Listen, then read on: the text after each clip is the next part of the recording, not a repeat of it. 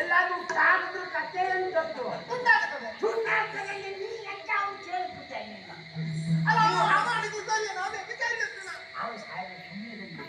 ಅವ ಮಾತಾಡಿದ ಅವ್ರವ್ರ ಮನೆ ಬಾಗಿಲು ಹೋದ್ರು ಯಾರು ಮಾತಾಡಿದ್ವಿ ಸುಮ್ಮನೆ ನಮ್ಮ ಮನೆ ಬನ್ನಿ ನೋಡ್ರ ಯಾರು ಆಚೀಚೆ ಮನೆಯಲ್ಲಿ ನಾವು ಜನ ಇರಲಿ ನಾ ಎಷ್ಟು ಮಾತಾಡುವುದಿಲ್ಲ ನಮ್ಮ ಮನೆಯಲ್ಲಿ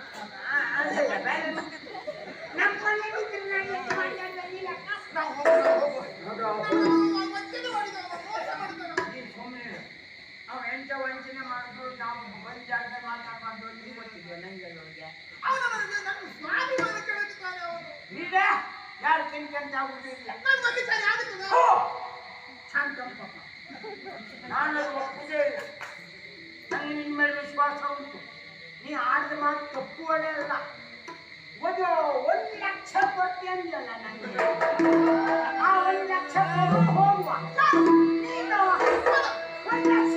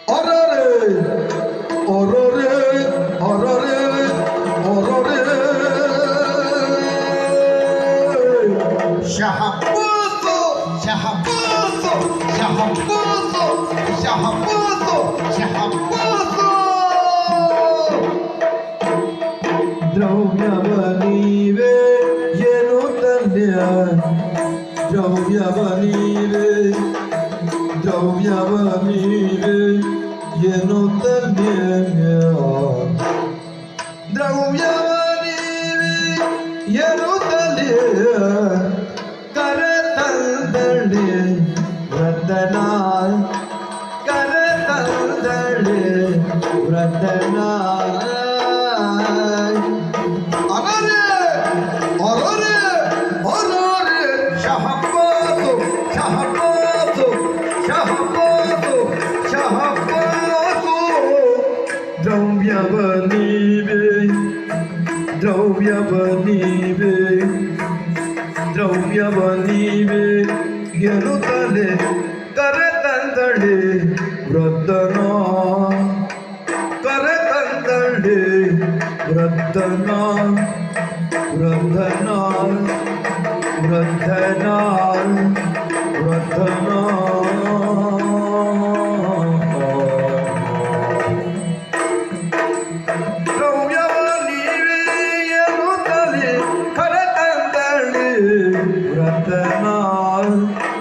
ಕರೆತಂದಳೆ ವೃದ್ಧನ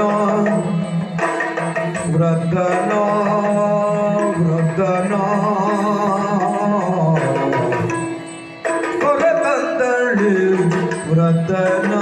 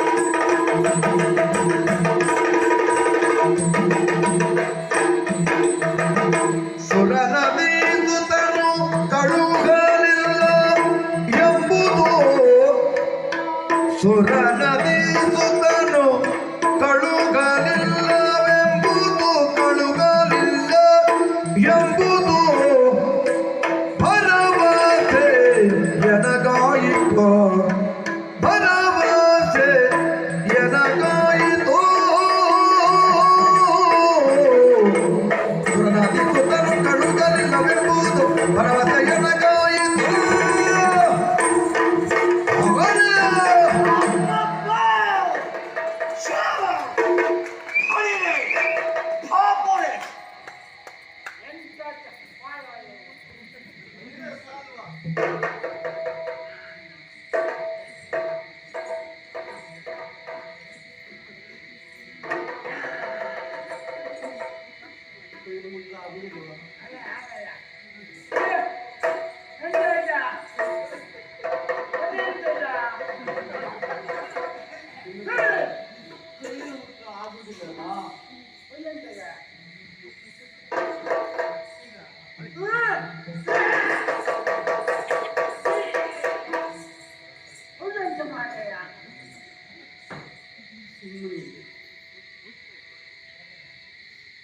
ಘನ ಕೂಟ ಸಂಭಾವ್ಯ ಭವಿಷ್ಯ ತಾಂಬೂಲ ಪ್ರಶ್ನೆ ಆರೂಢ ಪ್ರಶ್ನೆ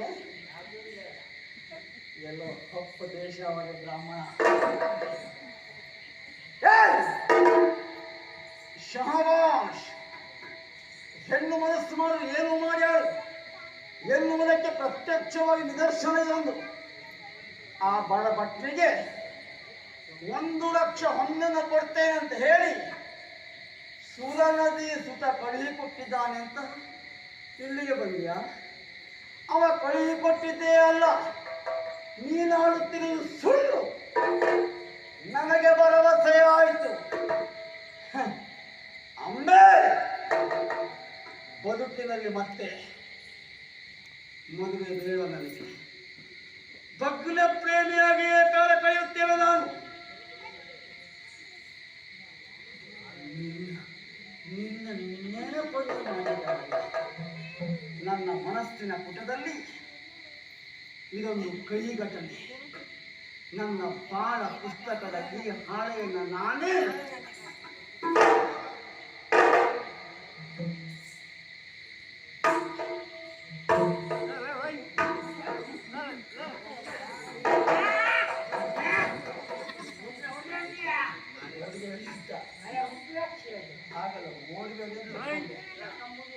ರುದ್ರಾಕ್ಷಿಯ ಗೌರವದಿಂದಲಾದರೂ ಈಚೆ ಬರ್ಬೋದು ಅಂತ.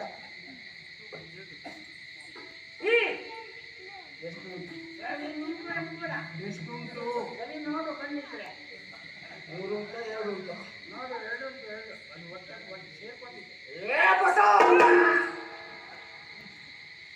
ಎಷ್ಟು ಮದುವೆ ಹೀಗೆ ಮಾಡ್ತೀಯ ನೀನು? ಒಂದು ಮದುವೆಗೆ ಎಷ್ಟು ತಗೊಳ್ತೀನಿ? 1 ಲಕ್ಷವಾ? ಹೇಳಿದೆ ಅಲ್ಲ, 1 ಲಕ್ಷ ಹೊನ್ನು. ನಿನ್ನ ವ್ಯಕ್ತಿತ್ವಕ್ಕೆ ಗೌರವ ಅಲ್ಲ, ಕಡಿದು ತುಂಡು ಮಾಡ್ತಾ ಇದ್ದೆ.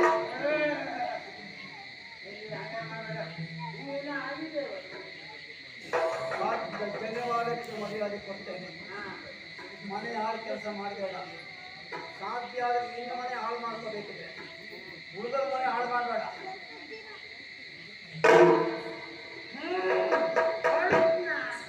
ಒಂದು ಕ್ಷಣ ನಿಂತ್ರೆ ನಿಮ್ಮ ಮೊದಲು ಕಡಿತೇನೆ, ಅವಳು ನಾನೇ ಕಡಿತೇನೆ.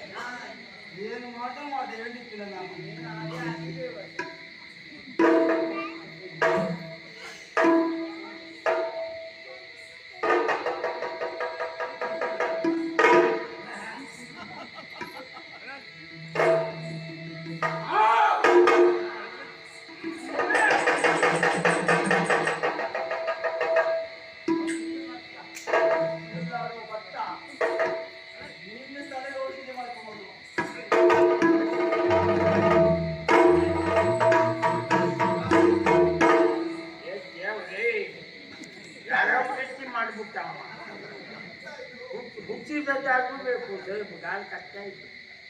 ಓಡಿ ಹೋಗುವವನಿಗೆ ದೂಡಿ ಬಿಟ್ಟ ಹಾಗೆ, ನಿದ್ದೆ ಬರುವವನಿಗೆ ಹಾಸಿಗೆ ಕೊಡುವ ಹಾಗೆ. ನೀವ್ ಯಾಕೆ ಅವನ ಎದುರಿನಲ್ಲಿ ಹಣ ಕೊಡು ಅಂತ? ಅವನು ಬೇರೆ ಕೆಲಸ ಇಲ್ಲ, ಹೋಗ್ತಾ ತಿರುಗಿ ಬರ್ತಾ ಅಂತ ಯಾರಿಗೆ ಮತ್ತೆ ಅವನೇ ಬಂದ ಮಾಡ್ತಾರೆ ಶಬ್ದಕ್ಕೆ. ಅವ ಅವ ಅವ ಅವನು ಏನಂತೆ ಗೊತ್ತಾ, ಅವನ ಮನೆ ಅವ ಎಷ್ಟೊತ್ತಿಗೆ ಬೇಕಾದ್ರೆ ಬಂದ, ನೀವ್ ಯಾಕೆ ಹಣ? ಅಲ್ವೇ ಅವ್ನು ಗೊತ್ತೇಳಿ ನಂಗೆ ಹೇಳಿ ಹೋಗಿ ಮೇಲೆ ಅವ ಹೇಳ್ತಾನೆ, ನಾನು ಹೋಗುತ್ತೇನೆ ಬರ್ತೇನೆ ಅಂತ. ಅಲ್ಲ ನಂಗೆ ಮೋಸ ಆಗ್ತೇನು ಕೇಳಿ. ಏನು? ಇಲ್ಲಪ್ಪ, ಅವ ಅಡ್ಬಿದ್ರು ಇವತ್ತು ಯಾರೇ ಕುಂತೆ ಇರ್ತ. ಅವ ಒಂದು ಜಾತಿ ಭ್ರಮೆ ಅಲ್ವೇ. ಈಗ ನಾನು ಎಲ್ಲಿಂದ ಕೊಡಬೇಕು? ಅದಿಯೇ ಅವನ ಮಾತೆಲ್ಲ ಉಸಿರು ಎತ್ತದೆ ಹೋದಷ್ಟು ಮಾತಾಡ್ಲಿಕ್ಕೆ ನಂಗೆ ಗೊತ್ತಿತ್ತು. ಮತ್ತೆ ಯಾಕೆ ಸುಮ್ಮನಾದ್ರಿ? ಅವನು ಕೊಯ್ದು ಕೊಟ್ಟಿ ಉಂಟಲ್ಲ, ಅವನು ಕೊಟ್ಟಿದೆ ತೋರಿಸ್ತೆ, ಅವನು ಕೊಡ್ತಿ ಆಗ್ತೆ. ಅದು ಎರಡು ಸ್ತ್ರೀ ಹತ್ಯೆ ಬ್ರಹ್ಮತ್ಯೆ ಯಾವತ್ತೂ ಇರ್ತಿಲ್ಲ ಅಂತೆ ಅವ. ಅಂಥವ್ರು ಮುಂದೆ ನಾವು ಮಾತಾಡುದ ಹತ್ಯೆ ಮಾಡುವವರಿಗೆ ಬ್ರಹ್ಮಹತ್ಯೆ ದೊಡ್ಡದ? ದೊಡ್ಡ ಅದು ಒಂದೇ ಕೊಂದು ಹಾಗೆ ಅದಲ್ಲ. ನಾನು ಅವ ಬರ್ತೇನೋ ಕಲ್ಪನೆ ಇಲ್ಲ, ಭೀಷ್ಮ ಕಳಿಸ ಸುಳ್ಳು ಅಂತ ನಿರ್ಣಯ ಮಾಡ್ಕ ಮಗನೇ ಹೋಗಿ ಕೇಳೋರ ಹತ್ರ ಮುಗೀತು. ಆದರೆ ಅವರತ್ರ ಮಾತಾಡೋ ಸ್ಥಿತಿ ಇಲ್ಲ. ಸರಿ ಇದ್ದವ್ರ ಹತ್ರ ಮಾತಾಡ್ಬೋದು, ಅವರ ಹತ್ರ ಅಂತ ಮಾತಾಡ್ಬೋದು. ಮತ್ತೆ ಸುಮ್ಮನಿದ್ದೆ ನಾನು. ಆದ್ರೆ ನಾನು ನಿಮಗೆ ಹೇಳಿದ ಮಾತು ಉಂಟು ಸತ್ಯ. ನೋಡ್ತೀಯಾ, ಬೇಕಾದಷ್ಟು ಹಣ ಕೊಡ್ತೀನಿ ಅಂತ ಹೇಳಿದ್ವಿ. ಅವನು ಹೋಗುವಾಗ ಅಂತಲ್ಲ, ಒಪ್ಪು ಬ್ರಾಹ್ಮಣ ಅಂತ ಆ ಶಬ್ದ ಉಪಯೋಗಿಸಿದ್ದು ಎಲ್ಲಿ ಯಾವ ಬದಿಗೆ ಅದು ಹೇಳಿ ಸುಖ ಇಲ್ಲ. ಅವನೇ ಬ್ರಾಹ್ಮಣರ ಬಗ್ಗೆ ಹಾಗಲ್ಲ, ಯಥಾರ್ಥ ಹೋದ. ಬ್ರಾಹ್ಮಣನಾದವ ಕಾರ್ಯಕ್ರಮ ಮಾಡಿಸಿ ಇನ್ನೊಬ್ಬರ ಕೊಡಿ ಅಂತ ಕೇಳಬಾರ್ದೆ ಬಿಟ್ರೆ, ಬ್ರಾಹ್ಮಣನಿಗೆ ಕೊಡ್ತೇನೆ ಅಂತ ಹೇಳಿದ್ದನ್ನು ಕೇಳಬಾರ್ದು ಅಂತ ಎಲ್ಲೂ ಶಾಸ್ತ್ರದಲ್ಲಿಲ್ಲ. ನಾನು ಬ್ರಾಹ್ಮಣಿಗೆ ತಪ್ಪಲಿಲ್ಲ, ಅವನಿಗೆ ತಲೆ ಇಲ್ಲ, ಹೋಗ್ಲಿ ಬಿಡು. ನಿನ್ನ ಒಡನೆ ಬಂದು ನಾನು ಹೇಳಿಸ್ಕೊಂಡೆ. ಅಯ್ಯೋ, ನನ್ನ ಪ್ರಾರಂಭದಿಂದ ನಾನೊಂದು ಗತಿಯಿಲ್ಲದವಳಾಗಿ ಹೋಗಿ ಊಟ ದೇವಿ ಏರ್ದವರೊಟ್ಟಿಗೆ ಪಾಪಿಷ್ಟರೊಟ್ಟಿಗೆ ಅಯ್ಯೋ. ನೀವು ಒಂದು ಮುಟ್ಕಲಿರು. ಇಲ್ಲ ಇಲ್ಲ ಇಲ್ಲ. ಹಾ ಹೇಳಿದಷ್ಟು ಹಣ ಕೊಡೋದಕ್ಕೆ ನನ್ನ ಕೈಯಲ್ಲಿ ಇಲ್ಲದೆ ಇರಬಹುದು. ಹಾ ಆದರೆ ಇದು ಆ ಹೊತ್ತು ಮದುವೆಯ ಮಂಟಪಕ್ಕೆ ನಮ್ಮನ್ನು ಕರೆತರುವಾಗ ನಮ್ಮನ್ನು ಬಹು ಚೆನ್ನಾಗಿ ಶೃಂಗರಿಸಿ ನಮ್ಮ ಅಪ್ಪ ನಮ್ಮನ್ನು ಕರೆತರಿಸಿದ್ದಾನೆ. ಅಪ್ಪಯ್ಯ ಹೇಳಿದ್ರೆ ಹೌದು, ಯಾಕೆ ಸಾಲಂಕೃತ ವಧುವನ್ನು ಕನ್ಯಾದಾನ ಮಾಡಬೇಕು ಅಂತ ಶಾಸ್ತ್ರ ಆಗುತ್ತದೆ. ಅಷ್ಟೇ ಹೌದು. ಎಂತ ಬಡವನೇ ಇರಲಿ, ತನ್ನ ಮಗಳ ಮದುವೆ ಮಾಡುವಾಗ 4 ಮನೆಯಲ್ಲಿ ಸಾಲ ಮಾಡಿ ಯಾರ್ಯಾರ ಕೈಕಾಲು ಹಿಡಿದು ತನ್ನ ಮಗಳ ಮೈ ಮೇಲೆ ಒಂದಿಷ್ಟು ಆಭರಣ ಮಾಡಿ ಹಾಕುತ್ತಾರೆ. ಅಪ್ಪನ ಆಡಂಬರ ತೋರಿಸುವುದು ಉದ್ದೇಶವಲ್ಲ. ಗಂಡನ ಮನೆ ಸೇರಿರುವಂತ ನನ್ನ ಮಗಳು ತಲೆ ಎತ್ತಿ ನಡೆಯುತ್ತಾಳಲ್ಲ, ನನ್ನ ಅಪ್ಪನ ಮನೆಯಲ್ಲಿ ಬಡತನ ಉಂಟು ಅಂತ ನಾನು ಯಾರು ತಿಳಿದುಕೊಳ್ಳುವುದಿಲ್ಲವಲ್ಲ ಎನ್ನುವ ಕಾರಣಕ್ಕೋಸ್ಕರವಾಗಿ ನಮ್ಮ ಅಪ್ಪನು ಶೃಂಗರಿಸಿ ಕಳಿಸಿದ. ಆದರೆ ಈ ನತದೃಷ್ಟ ಅಂಬೆಯ ಬದುಕಿನಲ್ಲಿ ಮದುವೆಯ ಯೋಗ ಇಲ್ಲ. ಹೇಗೂ ನಿಮಗೆ 9 ಜನ 4-5 ಜನ ಹೆಣ್ಣು ಮಕ್ಕಳಿದ್ದೀರಿ ಅಂತ ಹೇಳಿ ನನ್ನಿಂದ ಕೊಡುವುದಕ್ಕೆ ಈ ಆಭರಣಗಳಿಂದ ಯಾವುದಾದ್ರೂ ಒಂದು ಹೆಣ್ಣು ಮಗಳ ಮದುವೆಯಾದರೆ ನನ್ನಪ್ಪ ಶೃಂಗರಿಸಿದಕ್ಕೆ ಸಾರ್ಥಕ. ನನ್ನ ಇದನ್ನು ನೀವು ಪಡೆದುಕೊಂಡು ನಿನ್ನ ಮಾತು ಉಳೀತಂಬೆ ಅಂತ ಒಂದು ನೀವು ಮಾತಾಡಿದಿರಿ ಅಂತ ಆದರೆ ನಾನೊಂದು ಉಸಿರು ಬಿಡ್ತೀನಿ. ಇಷ್ಟೇ ಇಷ್ಟೇ ನಮ್ಮಿಂದ ಕೊಡುವುದಲ್ಲ. ಅಮ್ಮೇ ಬೇಡ, ಮತ್ತೆ ಬೇಡ. ಬಗ್ಗೆ ನಾನು ಮೊದಲು ತಿಳ್ಕೊಂಡಂತೆ ಬೇರೆ. ಹಾಗಾಗಿ ಕೈ ಹಿಡಿದು ನಡೆಸು ಅಂತ ಹೇಳಿದ್ದು, ನಿನ್ನ ಪರೀಕ್ಷೆ ಮಾಡಬೇಕು ಅನ್ನುವ ಉದ್ದೇಶದಲ್ಲಿ ನಡೆಲಿಕ್ಕೆ ಕೂಡದೆ ಅಲ್ಲಮ್ಮ. ಬ್ರಾಹ್ಮಣರು ಅಂತ ಹೇಳಿದರೆ ಚಿಕಿತ್ಸಕ ಬುದ್ಧಿಯವರು. ನಾವೆಲ್ಲವನ್ನೂ ಹಾಗೆ ಆ ದೃಷ್ಟಿಯಲ್ಲೇ ನೋಡಿದ್ದು. ಆ ಸಂದರ್ಭದಲ್ಲಿ ಸಾವನಲ್ಲದೆ ಬೇರೆ ಯಾರನ್ನೂ ನಾನು ಕೈ ಹಿಡಿಯುವವಳಲ್ಲ ಅಂತ ಹೇಳಿದೆ. ಮೇಲ್ನೋಟಕ್ಕೆ ನಾನು ಸಿಟ್ಟು ಮಾಡಿದ ಹಾಗೆ ನಿಂತ್ಕೊಂಡ್ರು ಅಂತರಂಗದಿಂದಲೂ ನಾನು ನಿನ್ನನ್ನು ಮೆಚ್ಚಿಕೊಂಡೆ. ಆಗ ಯಾವ ಹೊತ್ತಿಗೆ ಹೇಗೆ ಅಂತ ನಿನ್ನ ಹೇಳುವುದು ಕಷ್ಟ.